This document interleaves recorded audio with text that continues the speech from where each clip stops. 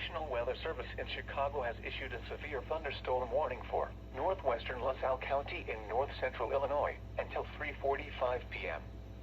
At 2:54 p.m., a severe thunderstorm was located over Ladd, or near Peru, moving northeast at 30 miles per hour. Hazard, quarter-size hail. Source, radar indicated.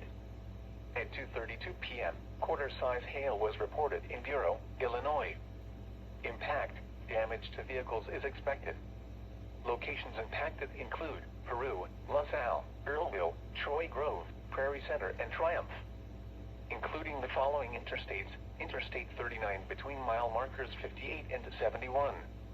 Interstate 80 between mile markers 74 and 82. For your protection, move to an interior room on the lowest floor of a building.